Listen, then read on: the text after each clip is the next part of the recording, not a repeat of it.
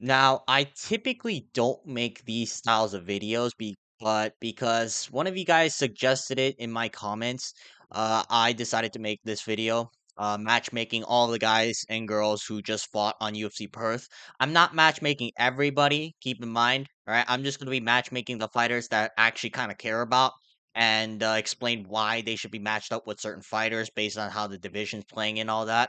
So, without wasting time though, here are my fights to make after UFC Perth. All right, the most important fight we got Carlos Ulberg won against Dominick Reyes in brutal fashion in the first round. Just give him the title shot. Like, listen, I like Yuri. All right, I don't mind Khalil Roundtree, but Carlos Ulberg has done more than enough to earn his title shot. He's on a 9 fight win streak right now. He's coming off a brutal KO over a top 10 opponent in Dominic Reyes. So Carlos Ulberg, it's undeniable. All right. Maybe you can give it to Yuri or Fleo. I don't know. Like, I just don't want to see them get the next title shot over Ulberg. Ulberg's a fresh face in title contention. I think Ulberg has a better chance against either of these two guys. Whereas if Yuri Prohaska or Khalil Roundtree were to fight either Alex Pereira or Magomed Ankalaev, I don't think they're necessarily going to win. So I say that Carlos Ulberg at least has a shot. He's very good. He's on a large win streak, which none of the other contenders are at. So, yeah, Carlos Ulberg should get the next title shot without question. Now, on to Dominic Reyes. He just lost in brutal fashion to Carlos Ulberg. I say give him Johnny Walker, right? This is the battle of the glass jaws, right? One punch and it will be over on either side. Uh I'll say it's very approachable for both guys though. Dominic Reyes not exactly a heavy pressure boxer. Dominic Reyes kind of got exposed that if he can't really tit for tat you and frustrate you, then he is prone to making mistakes on the front foot. And as for Johnny Walker, he has no chin. He has no boxing defense. He's not exactly a guy that can pressure you and just land enough to make you frustrated. Both guys are coming off.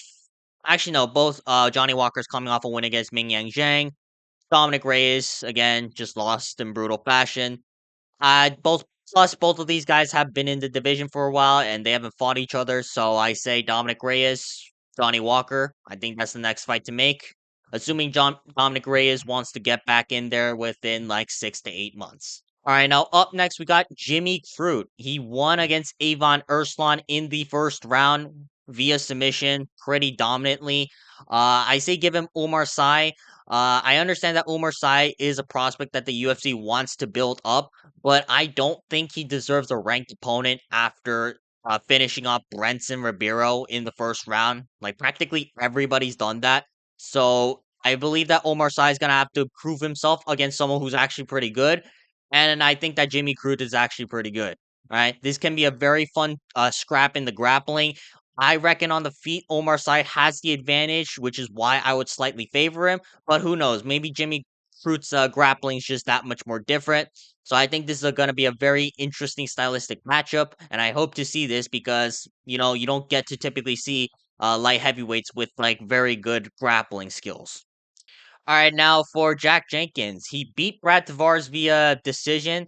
I say give him Hyder Emil. Both of these guys are in similar spots in the division, except for Hyder Emil is coming off a loss to Jose Delgado. But I think Jose Delgado is actually really good. So Hyder Emil, Jack Jenkins, this is going to be a guaranteed barn burner. All right, both guys love to throw crazy output. Especially Hyder Emil, he just marauds forward and just tanks the shots. Meanwhile, Jack Jenkins, he's a very loose cannon. Like I know he didn't show that in his Brad Tavares fight, but I think it was more because like he was kind of doubting himself and he was trying to make sure to get the win instead of like throwing away a victory. So I think this is going to be a fun scrap to make. And the winner of this can probably get someone who's just outside of the rankings. All right. It wasn't like Hyder Emil lost to anybody bad, and plus Jack Jenkins, he's on a 2 fight win streak. Oh no, he lost to Gabriel Santos. But yeah, both of these guys are in similar positions, and you're guaranteed a fun scrap at featherweight. So book this fight. All right, now up next, Neil Magny coming off that win against Jake Matthews via round 3 fluke submission. give him Kosakyan. All right. This is how I'm going to get Kosakyan to the welterweight rankings. All right.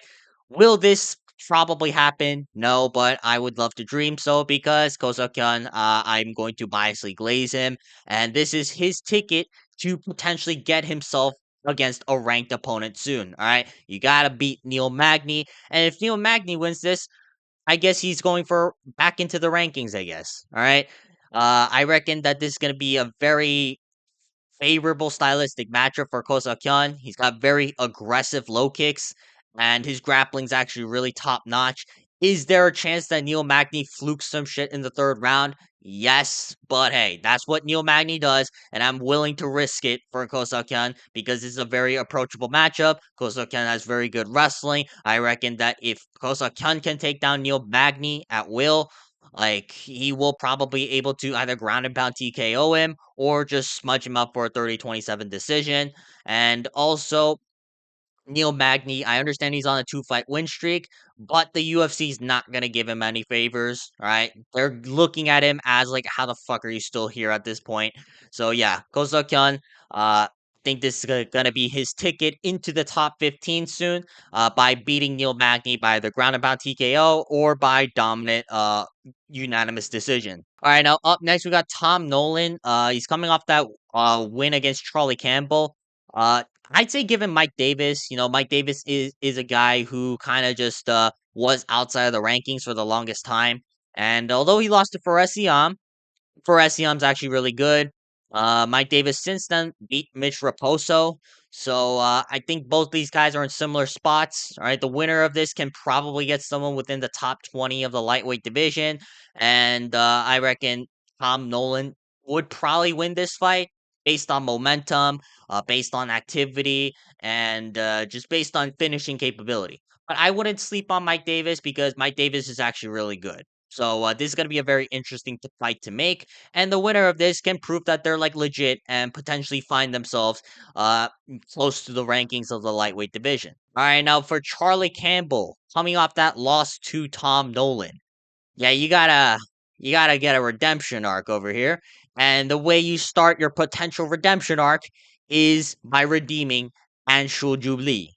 And keep in mind, Anshul Jubilee is also on his own redemption arc, right? The loser of this fight will potentially get cut from the UFC because Charlie Campbell, not that active. He's lost a couple of fights, hasn't won that many fights in the first place, whereas Anshul Jubilee has yet to win a fight in the UFC and is just known for getting brutally slept out cold. So I reckon Charlie Campbell will probably win this, all right? The Anshul Jubilee redemption arc will be concluded, and yeah, this is a nice bounce back win for Charlie Campbell. And for Andrew Jubilee, if he could somehow pull this off, then the memes will be legendary. So I'm gonna go with Charlie Campbell fight Andrew Jubilee sometime early next year. All right, now for Navajo Sterling, he's coming off that win against Rodolfo Vieira. I say give him Dustin Jacoby. I understand that Navajo Sterling is on a big win streak, but he's fighting absolute cans minus Rodolfo Bellato, who's like okay. So I think Navajo Sterling needs one more win. And I reckon the most approachable matchup that's like just outside of the rankings right now is Dustin Jacoby. Jacoby's very good, but he's a very straightforward kickboxer. So it would be a very fun striking match at light heavyweight, at least in the unranked sections. And I reckon that whoever wins this can put themselves up for being like the number 15 guy, maybe someone who can like fight for like number 11 to 15 spot in the light heavyweight rankings. This is going to be a very interesting matchup. Right now, I would favor Dustin Jacoby based on experience, but who knows? Navo Sterling might be able to pull this off. Again, very approachable for both guys. And if Navo Sterling wins this, then hey, even though he's not getting any of these finishes, he's very legit. All right, now moving on, we got Cam Rowston. He got a round one TKO over Andre Petrosky. Given Brad Tavares, I understand that Brad Tavares is on a little bit of a downward spiral. He is coming off that brutal knockout loss to Robert Brycek, but yeah, the UFC is not going to give him any favors. They're probably just going to chuck him up to the next upcoming prospect. So I reckon Cam Rowston, he's coming off that win against Andre Petrosky, who isn't exactly the bottom feeder level of the middleweight division. So Brad Tavares seems like a sizable jump up in competition, and I think that Cam Rowston can build his name off of knocking out Brad Tavares out cold. All right, now up next we got Michelle Montague coming off a dominant win over Luana Pinera. I forgot the name of that chick, but it was pretty impressive. Like she won via like 30-26, 30-27. I don't agree with the 30-25 scorecard overall, but she looked very dominant in terms of the grappling. So I reckon give her Misha Tate. Right, Misha Tate isn't exactly looking the best in her career. She's not that active. She is coming off multiple losses.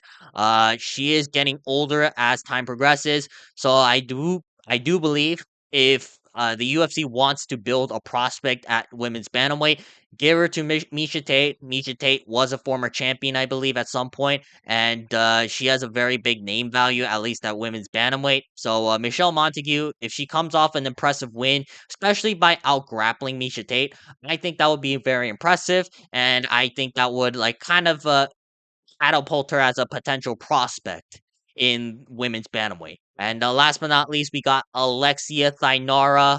She's coming off that win against Loma Lagbune. It was pretty dominant. So I'll say that. So I think she's gonna be within the top 15 because Loma Lagbune was ranked.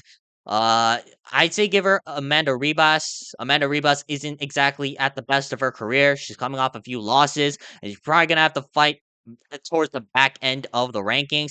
And as Alexia Thainara is coming through, she is on a little bit of a momentum. I say this is the obvious matchup to make. Uh, I would go with Alexia Thainara right now. I think she's a lot stronger, younger, and faster than Amanda Ribas, but maybe Amanda Ribas can pull this off. So I think this is the fight to make. This is a very sizable jump up in competition. I'm not exactly giving Thainara like someone like Yan Xiaonan or anyone like that, but this is this is comparable considering where Thainara is at in her career right now. All right, that's gonna be it for today's video. If you guys want to see more videos like this, please make sure to like and subscribe so we can get this channel monetized. But other than that, if you guys want to see more videos like this, again, all right, if this gets enough support, I will continue to make these after every single card. And also, leave suggestions down below as to what video I should make. All right, I'm always open to suggestions. I read the comments a lot, so I will probably get to your video idea if I see it. Yeah, other than that though, I will probably see you guys later. Peace.